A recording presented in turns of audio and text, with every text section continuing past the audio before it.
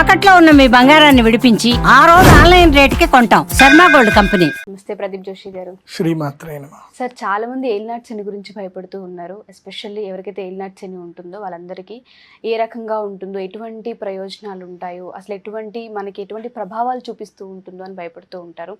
నిజంగా ఆ ఏలినాటి శని ఉంటే ఎటువంటి ప్రభావాలు ఉంటాయి, ఎటువంటి నష్టాలని మనం చూస్తూ ఉంటాము, తీసుకోవాల్సిన జాగ్రత్తలు ఏంటి, ప్రత్యేకించి ఏ రాశుల వారికి ఈ సంవత్సరం ఏలినాటి శని ప్రభావం ఉండబోతుంది అంటారు? ముందుగా ప్రికాషన్స్ ఏమైనా ఉంటాయంటారా అసలు దానికి? శ్రీ గురుభ్యో నమః. శ్రీమాత్రే నమః. చాలామంది రాశి ఫలాలు చూస్తూ ఉన్నారు. చాలామందికి చాలా సందేహాలు. ఎంతోమంది ఎన్నో రకాలుగా చెప్తా ఉంటారు. ఏలినాటి శని వస్తే అది అవుతుంది, ఇది అవుతుంది, ఇట్లా అవుతుంది, అట్లా అవుతుంది. అసలు ఈ ఏలినాటి శని అంటే ఏమిటి అనేది మొదలు మనం అందరం అర్థం చేసుకోవాలి. చాలామందికి ఈ విషయం కూడా తెలియదు. కొంతమందికి చాలామంది చెప్తారు, మీకు 7.5 సంవత్సరాల శని వచ్చింది. అసలు 7.5 సంవత్సరాలు ఎవరికి వస్తుంది, ఎందుకు వస్తుంది అనేది ఎవరికి తెలియదు. ఒకటి గుర్తుపెట్టుకోండి, ఏలినాటి శని అంటే అర్థం ఏంటంటే శని యొక్క ప్రభావము. అంటే శని ప్రతి ఒక్క రాశిలో 2.5 సంవత్సరాలు సంచరిస్తాడు. 2.5 years ఒక రాశిలో ఉంటాడు. అంటే ముందుకు వెనక్కి వస్తాడు. అదే రాశిలోనే కొంచెం వక్రత్వం అవుతూ ఉంటాడు. 2.5 సంవత్సరాలు ఉంటాడు. ఆ 2.5 సంవత్సరాల తర్వాత రెండో రాశి లోపలికి అడుగు పెడతాడు. ఎవరైనా ఒక వ్యక్తి యొక్క రాశి ఏదైతుందో, తమ వెనక రాశి, తమ రాశి, ముందు రాశిలో శని గనక ఉంటే గనక దాన్ని ఏలినాటి శని అంటారు. తమ వెనక రాశి అంటే ఏమిటి అని అంటే, ఇప్పుడు ఎగ్జాంపుల్కి ఇప్పుడు ఏలినాటి శని ఎవరికి రాబోతుంది అని అనంటే మీనరాశి. మీనరాశి వారికి వెనక రాశి ఏమిటి అనంటే కుంభరాశి. సో కుంభరాశి లోపలికి శని అడుగు పెట్టగానే మీనరాశి వారికి ఏమవుతుంది, ఏలినాటి శని స్టార్ట్ అవుతుంది. సో కుంభరాశిలో శని ఎన్ని సంవత్సరాలు ఉంటాడు? మనం ఒక్క రాశి ఎన్ని సంవత్సరాలు ఉంటాడని చెప్పాను? 2.5 years. అంటే 2.5 సంవత్సరాలు ఉంటాడు. అంటే ఏలినాటి శని మొదలయ్యింది అని అర్థం. దీన్ని 7.5 అంట. 7.5 అంటే 7.5 సంవత్సరాల శని. ఏలినాటి అని అంటే కూడా 7.5 సంవత్సరాలు. సో 2.5 సంవత్సరాలు కుంభరాశిలో అయిపోయింది. అప్పుడు ఏంటి, శని వచ్చేసి నెత్తి మీద కూర్చున్నాడు అని అర్థం. నెత్తి మీద శని కూర్చున్నాడు అంటే ఏమవుతుందంటే ఆలోచనలోనే మారిపోతుంది జరుగుతుంది. ఆశ పెరిగిపోతుంది. ఎవరైనా ఈజీగా మోసం చేయగలుగుతారు. ఇప్పటి వరకు ఎందుకోసం అంటే శని 12వ స్థానంలోకి వచ్చాడు అని అంటే అంతకన్నా మునుపు 2.5 సంవత్సరాలు 11వ స్థానంలో కూడా ఉంటాడు కదా. 11వ స్థానంలో శని ఉంటే మంచి లాభాలు కలిగిస్తాడు. సూపర్గా వాళ్ళని ఒక మంచి హయ్యర్ స్టేటస్లో కూర్చోబెడతాడు. మీనరాశి వాళ్ళకి అదే జరుగుతుంది.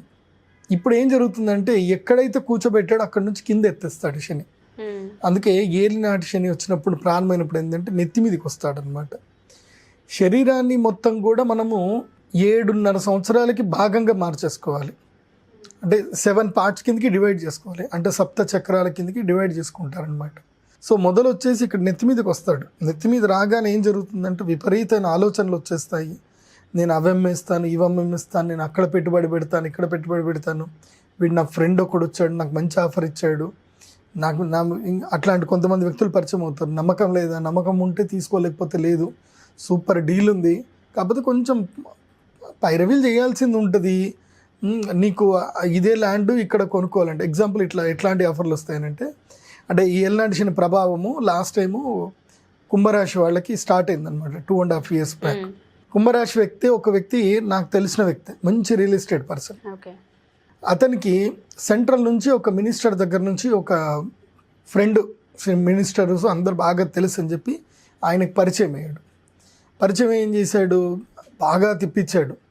మనకి ఢిల్లీలో అన్ని పరిచయం, అసెంబ్లీలో పరిచయం, మనకి పార్లమెంట్లో అన్ని పరిచయం అని చెప్పాడు. అన్నట్టుగానే మంచిగా విజయవాడ నుంచి చార్టర్డ్ ఫ్లైట్లో తీసుకెళ్ళాడు ఢిల్లీ.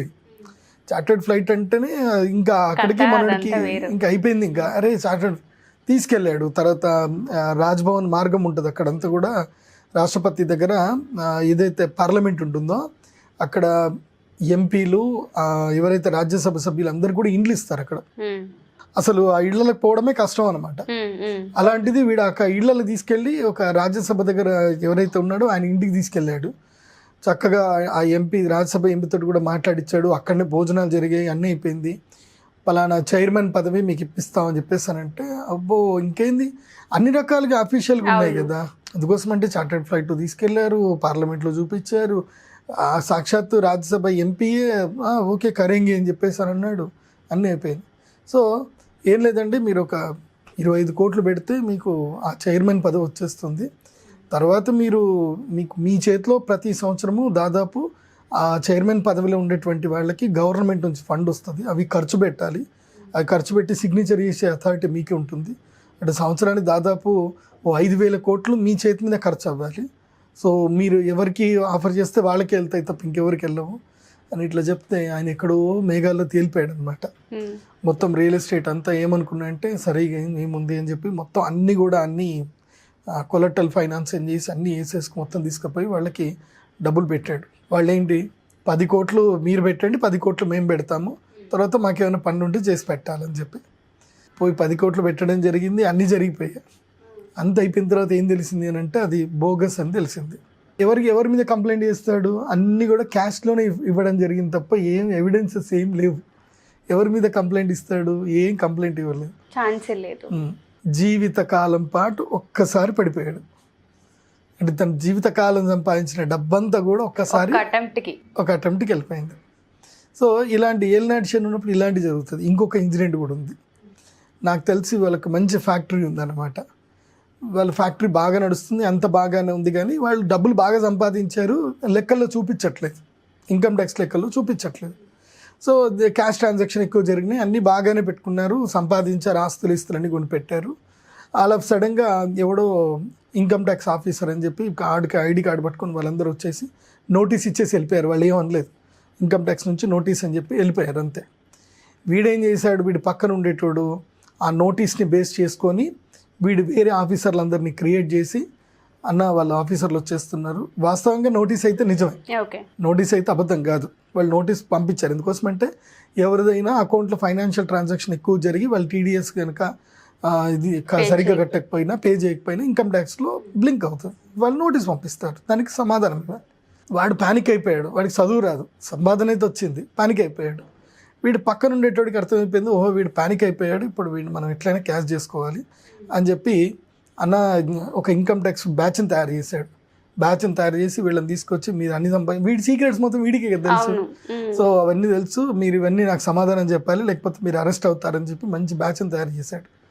సో ఇప్పుడు వాడు పానిక్ అయిపోయాడు, ఇంకా నేను అరెస్ట్ అయిపోతా, నా డబ్బులు అనిపోతాయి అంటే, అన్న నువ్వేం టెన్షన్ పడకు, నేను ఒక మంచి చార్టర్డ్ అకౌంట్ కల్పిస్తానని చెప్పి ఒక చార్టర్డ్ అకౌంట్ కల్పిస్తే ఆడు ఒక సమాధానం ఏం చెప్పాడు అంటే, అసలు చార్టర్డ్ అకౌంట్ కూడా కాదు, ఈ క్రియేటెడ్ ఎవ్రీథింగ్ అనమాట. ఏం లేదండి, మీ ఆస్తి అంతా మీ నమ్మకస్తుల మీద పెట్టండి, నడిపించండి, ఏదన్నా అయితే వాళ్ళు ఇరుక్కుంటారు, మీరు బయట ఉండి అంతా రన్ చేసుకుందరులేండి, ఎక్స్పీరియన్స్ మీకు ఉంది కదా అని అంటే, నమ్మకస్తుడు ఎవడు అని అంటే, ఎందుకు మన పిల్లాడే ఉన్నాడు కదా అని చెప్పి వాడి పేరు చెప్పాడు. వాడు అన్న వద్దన్నా, నా పేరు మీద వద్దన్నా, నేను జైలు వాడి ఇంకా బతిమలాడడం అనమాట, రిక్వెస్ట్ చేసి ఏరా నీ పేరు మీద చేసుకోరా, మళ్ళీ ఇది అయిపోతుందిరా అని చెప్పేసి అంటే ఫైనల్గా ఆస్తి మొత్తం వాడి పేరు మీద రాయించుకున్నాడు.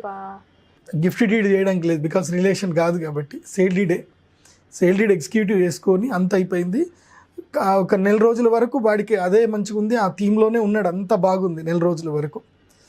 1 నెల రోజుల తర్వాత ఆల్ ఆఫ్ సడన్గా అన్న అంటే వీడికి రైడింగ్ అవుతుంది అన్నట్టు ఫోన్లు వస్తున్నట్టు అన్నీ క్రియేట్ చేసుకొని, అన్న నేను వేరే కంట్రీకి వెళ్ళిపోతాను, ఇప్పుడు నేను ఇక్కడ ఉంటే నా మీద ఇది అవుతుంది, మీరు జస్ట్ ఇన్ఛార్జ్ అని మీరు రన్ చేసుకోండి, అన్లెస్ నేను దొరికేంత వరకు ఆస్తి అయితే ఎవడు పట్టుకోలేడు, కాబట్టి మీరు బిజినెస్ రన్ చేసుకోండి అని వీడు వేరే కంట్రీకి వీడే పంపించాడు ఫ్లైట్లో.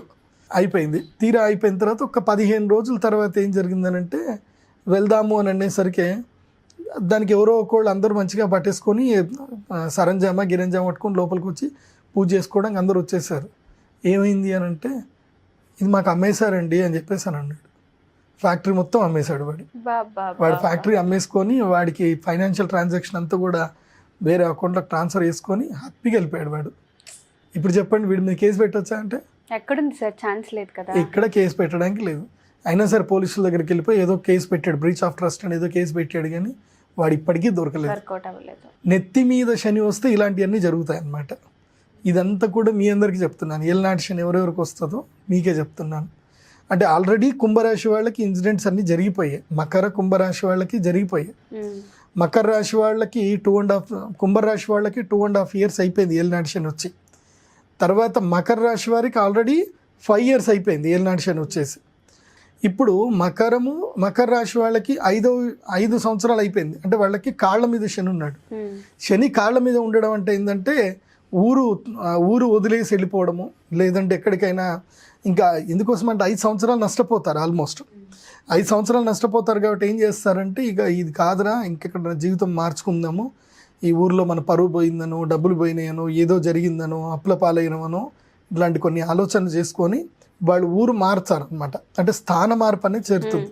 ఎప్పుడైతే ఏళ్ళనాటి శని 2.5 సంవత్సరాలకి ఇంకా చిట్ట దశకు వస్తుందో అప్పుడు చరం అన్నమాట, అంటే తిరిగిపిస్తాడు, బాగా విపరీతంగా తిరిగిపిస్తాడు. మొట్టమొదటిగా వచ్చినప్పుడు 2.5 సంవత్సరాలు ఏం చేస్తాడంటే తప్పుడు నిర్ణయాలు తీసుకొని కంటతడి పెట్టిస్తాడు.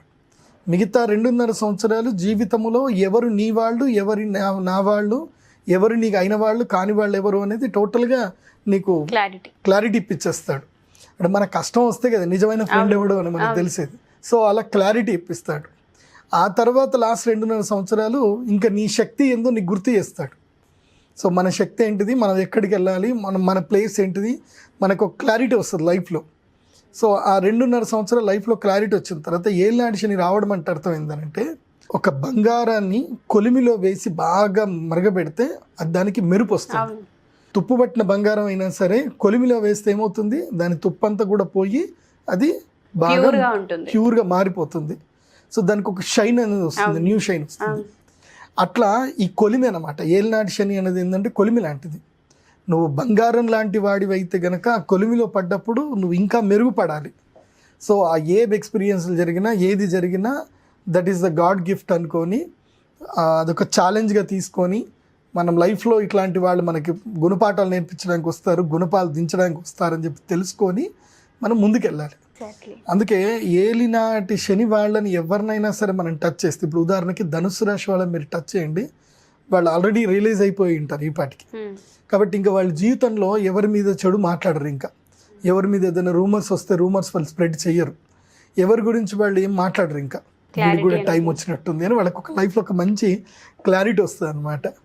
అట్లా వృశ్చిక రాశి అడిగిన కన్యా రాశి వాళ్ళకి ఎప్పుడు వచ్చిందంటే 2008 ఆ టైంలో కన్యా రాశి వాళ్ళకి ఏలినాటి శని ఉండే. అప్పుడు వాళ్ళకి సమస్యలు, విపరీతంగా సమస్యలు ఉండే కన్యా రాశి వాళ్ళకి. ఇప్పుడు కన్యా అయిపోయింది, వృశ్చికం అయిపోయింది, ఇప్పుడు తులా అయిపోయింది, వృశ్చిక ధనస్సు అయిపోయింది. ఇప్పుడు మెచ్యూర్డ్ రాశులు ఎవరంటే ఈ 4 రాశుల వాళ్ళు మెచ్యూర్డ్ ఉంటారు అనమాట. వీళ్ళని పట్టుకొని అంటే యంగేజ్లో ఉన్నటువంటి అంటే 20 నుంచి 40 ఏళ్ళ మధ్యలో ఉన్న వాళ్ళని వీళ్ళని ఎవరిని పట్టుకున్నా సరే వీళ్ళకి ఏలినాటి శని ప్రభావం అంతా కూడా తెలిసిపోయి ఉంటుంది, ముఖ్యంగా ధనుసు రాశి వాళ్ళకి.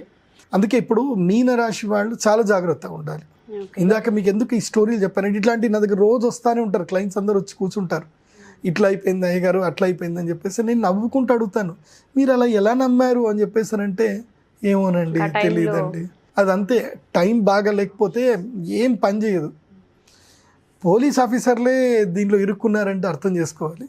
నాకు తెలిసిన ఒక ఏసీపీ ఆఫీసరే ఉన్నారు, ఆయనకే ఇరుక్కున్నాడు పాపం. ఆయన తనకే తప్పలేదు అంటే తన భార్య వల్ల ఆయన చేయలేదు కానీ వాళ్ళ భార్య అత్యాశకి వెళ్ళిపోయి ఆమె ఇరుక్కుంది.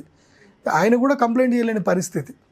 అంటే అట్లా అందరూ ఉంటారు, ఎవరు చట్టానికి ఎవరు అతిథులు గారు. సామాన్యుడైనా పోలీసులైనా ఎవరైనా చట్టానికి అందరూ సమానమే. అందరూ కూడా మళ్ళీ గ్రౌండ్ నుంచే కంప్లైంట్ ఫైల్ చేయడము, దాన్ని ఎంక్వైరీ చేసుకోవడం, ముందుకెళ్ళడం. కొంచెం ఎవరైనా పెద్ద స్థాయి ఉన్న వాళ్ళు ఇన్ఫ్లుయెన్స్ పెట్టుకుంటారు. కానీ తప్పు చెయ్యాలి అని పూర్తిగా నిర్ణయం చేసుకున్నవాడు, మోసం చెయ్యాలని నిర్ణయించుకున్నవాడు నీకే ఎవిడెన్స్ లేకుండానే మోసం చేస్తాడు వాడు. కోసం అంటే వాడి వృత్తి అది కదా. కాబట్టి వాళ్ళందరినీ ఎవరు అంటే వాళ్ళంతా శనిగ్రహానికి సంబంధించిన వాళ్ళు ఒక వ్యక్తులని చెప్పుకోవచ్చు. ఇంకా అంటే శని ఏం చేస్తాడు అంటే మన జీవితంలో కర్మ ఫలాన్ని ఇస్తాడు, కర్మ విపాకాన్ని ఇచ్చి ఏం చేస్తాడు అంటే పిండుతాడు, మనని మొత్తం కూడా పిండేస్తాడు. ఎంత అహంకారం ఉన్నా, ఎంత అహంకారం వ్యక్తినైనా సరే శనిగ్రహం వచ్చేసి పిండి పట్టు కొడతాడు. ఇంకా కొట్టి ఈ జీవితము సుఖాలు కాదు, భోగాలు కాదు, నా అనేవాళ్ళు కాదు, వీళ్ళు ఎవరూ కాదు. జీవితం అంటే ఏమిటి అని అంటే నిన్ను నువ్వు ఉద్ధారం చేసుకోవడము, భగవంతుని వైపు నువ్వు వెళ్ళడము అని ఒక మంచి రియలైజేషన్ తీపిస్తాడు. మనిషి మైండ్ కామ్ అయిపోతాడు. అదే ఏలినాటి శని అంటే 7.5 సంవత్సరాలు ఏలినాటి శని. ఒక రకంగా మనిషి ఇంకో మనిషిగా మారడానికి ఒక అవకాశం అని చెప్పుకోవచ్చు కదా సార్. మనిషిగా మారే అవకాశం, ఒక మంచి అవకాశం. కాకపోతే చాలామంది ఏం జరిగిపోతారంటే దీంట్లో మనుషులు సెట్ చేసుకోలేకపోతారు. అంటే ప్రతి ఒక్క మనిషి కష్టాలు వస్తాయండి, కానీ కొంతమంది ఏమైపోతారు అంటే ఆ కష్టాన్ని తట్టుకోలేక కొంతమంది మధ్యలోనే ఎగ్జిట్ అయిపోతారు, చేస్తూ ఉంటారు, గివ్ అప్ చేసేస్తారు. ఇంకొకళ్ళు ఏంటంటే వీళ్ళ కష్టం వచ్చింది కదా అని ఇంకొకళ్ళకి కష్టం ఇచ్చినట్టుగా వీళ్ళు కూడా మోసగాళ్ళ కిందకి మారిపోతారు, వీళ్ళు కూడా చెడ్డదారులకు వెళ్ళిపోతారు. ప్రతి మనిషికి జీవితం 2 దారులు ఇస్తుంది. నీకు మంచి దారి ఇస్తుంది, చెడు దారి ఇస్తుంది. మంచి దారి కొంచెం లేట్ అవుతుంది నువ్వు సక్సెస్ అవ్వడానికి, బట్ అది నీకు పర్మనెంట్గా ఉండిపోతుంది. చెడు దారి నీకు ఇన్స్టెంట్గా సక్సెస్ ఇస్తుంది, కానీ ఇన్స్టెంట్గానే నేను తీసుకెళ్ళి కింద పడేస్తుంది. ఇప్పుడు పుష్ప 2 సినిమా వస్తుంది కదా, నీకు ఇదే చూపిస్తారు. పుష్ప 2 కొంచెం ఫ్లాప్ అవ్వడానికి కారణాలు కూడా ఉంటాయి. కాకపోతే ఏంటంటే దీన్ని రియలైజ్ చేపిస్తారు. సేమ్ జగడం సినిమా కాన్సెప్టే. సుకుమార్ జగడం సినిమాని ఎంత మెచ్యూర్గా తీశాడో సేమ్ అదే కాన్సెప్ట్ని పుష్ప 1, పుష్ప 2లో తీస్తున్నాడు. అంతకుమించి పెద్ద తేడా ఏం లేదు, డిఫరెంట్లో చూపిస్తున్నాడు అంతే. జగడంలో లాస్ట్కి వచ్చేసరికి వాడి తమ్ముడికి కాలు విరుగుతుంది, వాడు ఇదైపోతాడు. సో వాడు క్రైమ్ నేర్చుకుంటాడు, ఈజీ క్రైమ్ అని చెప్పి. సో పుష్ప 2లో కూడా అదే జరుగుతుంది. సో పుష్ప 2లో వాడు మళ్ళీ రాజకీయ నాయకుడు అవుతాడు. రాజకీయ నాయకుడు అయిపోయి దీన్ని చట్టం కిందకి తీసుకొచ్చుకుంటారు. ఏది గంధం చెక్కల్ని అమ్ముకోవడం అనేది చట్టం కింద తెచ్చుకుంటారు. అట్లా ఉంటుంది, because I know that story. ఇప్పుడు కూడా అదే చెప్తున్నాను నేను అందరికీ. ఏంటంటే ఇప్పుడు పుష్ప 2 సినిమా ఎందుకు హిట్ అయింది అని అంటే మనకి ఈజీ మనీ అనేది వాడు ఈజీగా గ్రో అయిపోయాడు రా, అట్లాగే ఉండాలిరా, తగ్గేదే లేదంటాడు. నీ ఇంట్లోకి వెళ్ళి ఎక్కడైనా పోయి నువ్వు స్కూల్కి వెళ్ళి తగ్గేదే లేదంటే పట్టుకొని కొడతారు. ఉద్యోగం చేసే దగ్గర పోయి ఏదైనా మనం పని చేస్తున్నాం, జాబ్ చేస్తున్నాం, అక్కడ పోయి తగ్గేదే లేదంటే 4 పట్టుకొని కిందికి వెళ్ళిపో అని చెప్పేసి అని అంటారు. బిజినెస్ చేస్తున్నా సరే తగ్గేదే లేదంటే వినరు. సో తగ్గేదే లేదనేది ఎక్కడ ఉండాలంటే నీ ఇంటర్నల్గా ఉండాలి. నువ్వు చేసే నీ యొక్క వ్యక్తిత్వాన్ని నువ్వు డెవలప్ చేసుకునే దాంట్లో ఉండాలి. సో అట్లా ప్రతి ఒక్క చోట మనము అలా చూపిస్తే కుదరదు, ఒకడలికి పోకూడదు. సో ఏలినాటి శని వచ్చినటువంటి వాళ్ళకి ఇదే ప్రభావం ఉంటుంది. ఈజీ మనీకి అలవాటు పడిపోతారు. కొంతమంది ఏంటంటే డిప్రెషన్కి వెళ్ళిపోతారు. ఇప్పుడు సంబంధ బాంధవ్యాలు కూడా తెగిపోతాయి కదా, ఆ సంబంధ బాంధవ్యాలు తెగిపోయేసరికి దాన్ని రెక్టిఫై చేసుకునేది మానించేసి దాన్ని ఇంకా చింపుతారు. ఇప్పుడు కొంతమంది ఏంటంటే మామూలుగా వైఫ్ అండ్ హస్బెండ్కి మధ్యలో గొడవలు జరుగుతూనే ఉంటాయి. జరిగినప్పుడు సైలెంట్గా ఉండాలి, కానీ దాన్ని 10 మందికి చెప్పి ఏం చేస్తారంటే దాన్ని ఇంకా ఇంకా ఇంకా ఇంకా ఇంకా పెద్దగా చేస్తారు. అది ఎంతమందికి చెప్తా పోయారనుకోండి అంతమంది మధ్యలో దూరుతారు. అంతమంది మధ్యలో దూరారనుకోండి రేపు మళ్ళీ వాళ్ళు యునైట్ అవ్వలేరు, కలవలేరు. సో అది మీరు దూరం అయిన తర్వాత ఏంటంటే లైఫ్లో ఒక మచ్చగా మిగిలిపోతుంది అనమాట, ఒక స్టాంప్ ఎంబ్లెం పడిపోతుంది. సో ఆ ఎంబ్లెం నుంచి బయటపడలేకపోతారు. దానికి తాగుడు, సిగరెట్లు, గంజా ఇవన్నీ అలవాటు చేసుకుంటారు, వ్యసనాలకు అలవాటు చేసుకుంటారు. ఎవరైనా సరే ఇదేదో లైఫ్ ఏదో జరిగిపోయింది, నేను మళ్ళీ కొత్తగా లైఫ్ స్టార్ట్ చేస్తానని పోయేవాళ్ళు వేరే ఉంటారు. కానీ ఎవరైతే ఎక్కువ ఎమోషనల్ కనెక్ట్ అవుతారో వాళ్ళు కొత్తగా మార్గం వైపు వాళ్ళ లైఫ్ చూసుకోలేరు, వాళ్ళు ఇట్లా వ్యసనాలకు కనెక్ట్ అవుతారు. మోస్ట్లీ ఇప్పుడు ఆ సిచ్యువేషన్ ఎవరికి ఉంది అని అంటే ఎక్కువ ఎవరికి ఉంటుంది అంటే ఈ యొక్క మకర రాశి వరకు ఆ ప్రెషర్ ఉంటుంది. ఇప్పుడు మీరు ఆ ప్రెషర్ని తట్టుకోవాలి. ఇప్పుడు ఆ ప్రెషర్ని తట్టుకొని మీరు ధైర్యంగా నిలబడాలి. మీ జీవితాన్ని కొత్త పుంతలు తొక్కించడానికి ప్రయత్నం చేయాలి. సో పాస్ట్ని పట్టుకొని ధనుసు రాశి వారు వేలాడకూడదు. ఇప్పుడు ధనుసు రాశి వారికి పాస్ట్ అంతా అయిపోయింది, మీరు వేలాడకండి. పాస్ట్ని పట్టుకొని వేలాడకండి. మొత్తం అయిపోగానే January 26 కాగానే వెళ్ళి ఒక గంగలో మునగండి, స్నానం చేయండి, మొత్తం మర్చిపోండి. నేను ఫ్రెష్గా నా లైఫ్ని ఇప్పుడు కొత్తగా స్టార్ట్ చేస్తాను అనుకోండి. ఎందుకోసమంటే శని ఎప్పుడైనా సరే గుర్తుపెట్టుకోండి, ఏలినాటి శని అయిపోయిన తర్వాత మళ్ళీ 2.5 years లక్ ఇస్తాడు. లక్ తప్పకుండా ఇస్తాడు. ఎందుకోసమంటే ఈ 2.5 years దెబ్బ కొట్టాడు కదా, మళ్ళీ వాళ్ళకి ఛాన్స్ ఇస్తాడు. డోంట్ వరీ, నేను దెబ్బ కొట్టాను కదా, నేనే నీకు ఛాన్స్ ఇస్తానని చెప్పి భుజం మీద చేసి మనల్ని మళ్ళీ పైకి లేపుతాడు. కానీ మనం ఆ 7.5 సంవత్సరాల గతంలో ఇరుక్కపోయామనుకోండి, ఈ 2.5 years యూటిలైజ్ చేసుకోలేదు, ఏమీ చేయలేం. మనం గతంలో ఉండిపోతే ఇంకేముంటుంది.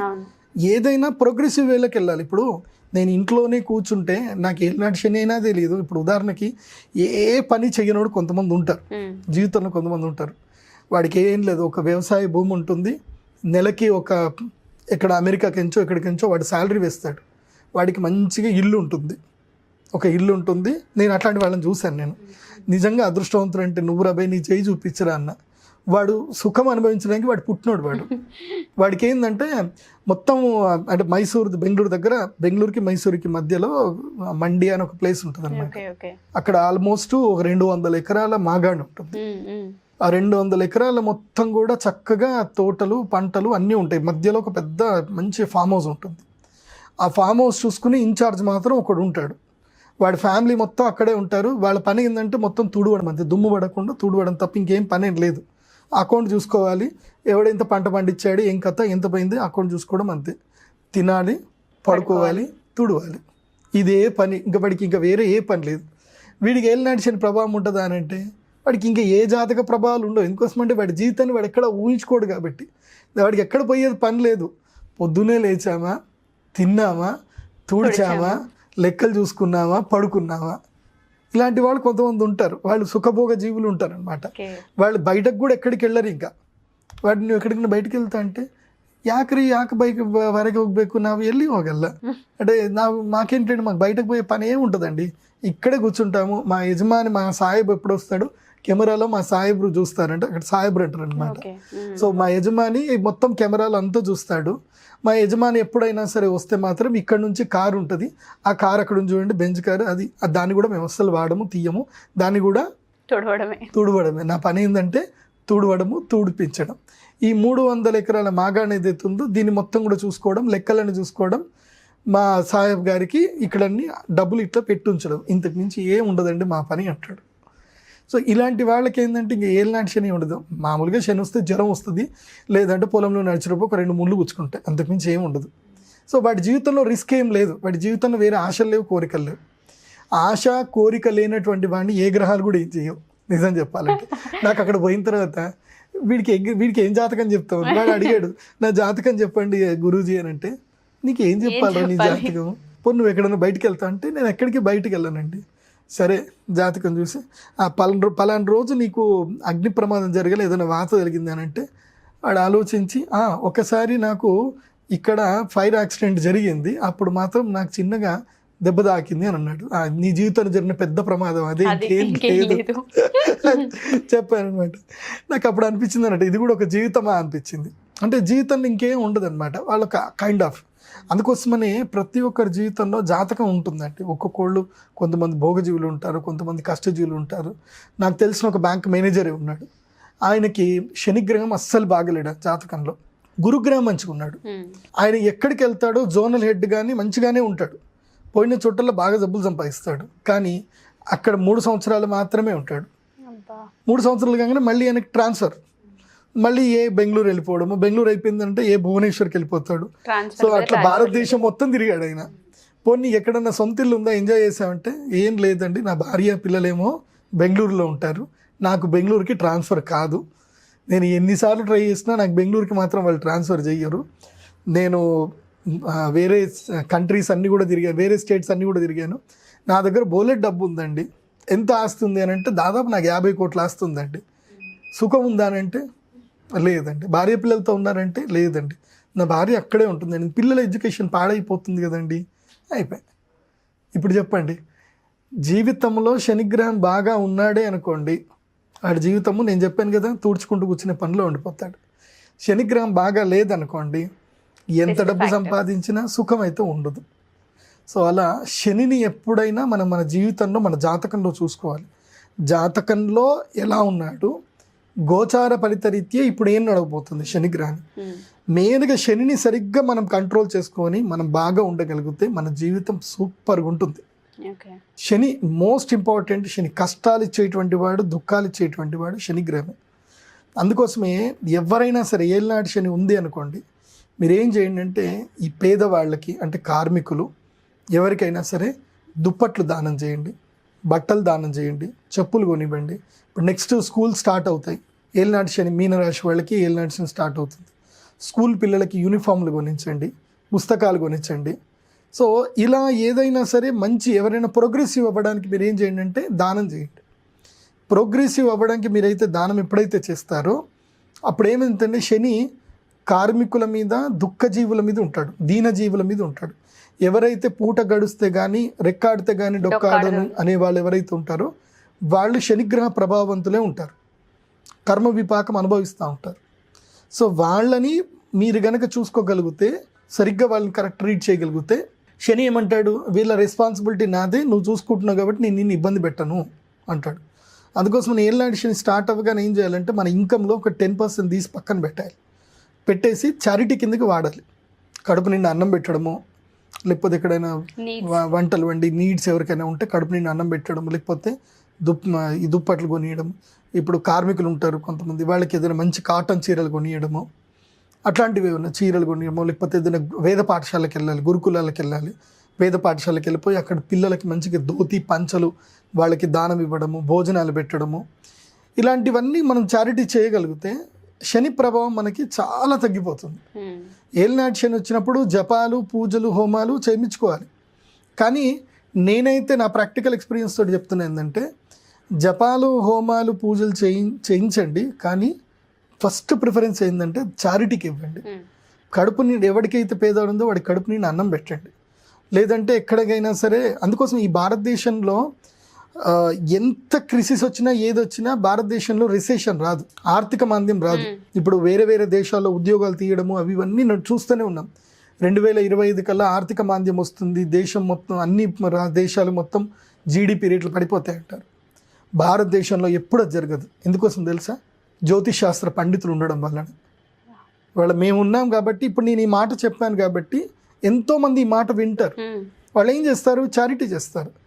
ఎక్కడ ఈ ప్రపంచంలో ఏ దేశంలో కూడా చారిటీ అనేది లేదు. ఏ దేశంలో కూడా మీరు ఫ్రీగా అన్నదానాలు పెట్టి భోజనాలు పెట్టే ప్రదేశాలు ఎక్కడా లేవు. మన భారతదేశంలో ఎక్కడికి వెళ్ళినా సరే, ఏ ఊరికి వెళ్ళినా సరే, ఎక్కడో ఒక చోట కడుపు నిండా అన్నం అయితే దొరుకుతుంది. ఎవరు అన్నం పెట్టరని మాత్రం ఎవరు అనరు. అందుకే పండుగలు వస్తూ ఉంటాయి. ఏ పండుగ వచ్చినా సరే, ఇప్పుడు నవరాత్రులు వస్తాయి, అప్పుడు అన్నాలు పెడతారు, భోజనాలు పెడతారు, అన్నదానాలు చేస్తారు. ఇప్పుడు అయ్యప్ప స్వామి స్టార్ట్, నవంబర్ నుంచి డిసెంబర్ వరకు మొత్తం అయ్యప్ప దీక్షలు ఉంటాయి. ఎక్కడ అయ్యప్ప పడి పూజలు జరిగినా వెళ్ళి కూర్చొని అన్నం తింటా అంటే నీ కులమేంది, నీ మతం ఏందని కూడా అడగరు ఎవరు. ఆకలిస్తుందా కూర్చో, అన్నదాన ప్రియనే శరణమయ్యప్ప అంటారు. సో ఆ విధంగా అయ్యప్ప దీక్షలు. అందుకోసం మీనరాశి వారు ఏం చేయండి అంటే, ధనస్సు, మకరము, కుంభము, మీనం ఈ 4 రాశుల వారు, అదేవిధంగా కర్కాటక రాశి వారు తప్పకుండా వీలవుతే వీలు చేసుకొని మరి అయ్యప్ప దీక్ష తీసుకోండి. తప్పకుండా అయ్యప్ప దీక్ష తీసుకోండి. అయ్యప్ప దీక్ష తీసుకున్నారనుకోండి, ఆ పొద్దున్నే లేచి ఆ చల్లటి నీళ్ళలో స్నానం చేసి చక్కగా పంచగట్టుకొని ఆ పొద్దున పడి పూజ చేసుకొని వెళుతూ ఉంటే, ఆ కష్టం పడుతూ ఉంటే శని ఇంకా మిమ్మల్ని ఏం చేయలేడు. ఇంకా ఎందుకోసమంటే నువ్వు కష్టాన్ని యాక్సెప్ట్ చేసేసావు, ఇంకా ఒక దీక్షగా ఉండడం యాక్సెప్ట్ చేసేసావు, అన్నిటినీ త్యజించేసావు, అంటే వైరాగ్యానికి కిందకి వెళ్ళిపోతున్నావు. అలా మీరు అయ్యప్ప దీక్ష తీసుకొని వెళ్ళండి, పెద్ద పాదం వెళ్ళండి, లేదంటే చిన్న పాదం వెళ్ళండి, హరిహర సుత అయ్యప్ప స్వామిని దర్శనం చేసుకోండి. కానీ మాత్రం ఒకటి చెప్తానండి, చాలామంది ఏంటంటే అయ్యప్ప దీక్ష చాలా కఠినంగా ఉంటారు, అక్కడి వరకు వెళ్తారు, ఇరుముడు వేసేసిన తర్వాత బయటకు రాగానే ఏదో జైలుకించి రిలీజ్ అయిపోయినట్టు మళ్ళీ నార్మల్ డ్రెస్ వేసుకొని ఇంకా మందు దాగి చేసి అన్నీ చేసి వస్తే అది మాత్రం రాంగ్ అండి. సో దీక్ష అంటే ఏంటంటే నీ మనసును నువ్వు కంట్రోల్ చేసుకొని నిన్ను నువ్వు పరిశీలించుకోవడం. ఎస్, ఈ స్టేటస్ నువ్వు ఎట్లా ఎంజాయ్ చేస్తున్నావు. నువ్వు బలవంతంగా నువ్వు స్టేటస్ని చేసావనుకో అది దీక్ష కానే కాదు.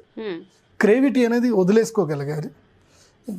మందు తాగొద్దని నేను చెప్పను, ఎందుకోసమంటే moderate alcohol is okay, but అది ఇంటికి వచ్చాక మీ ఫ్యామిలీ అందరినీ కలుసుకున్నాక కొంచెం ఫ్రీ అయిపోయిన తర్వాత అప్పుడు ఇంట్లో కూర్చొని ఏ ఆదివారమో ఎప్పుడో టైం దొరికితే yes you can relax your self.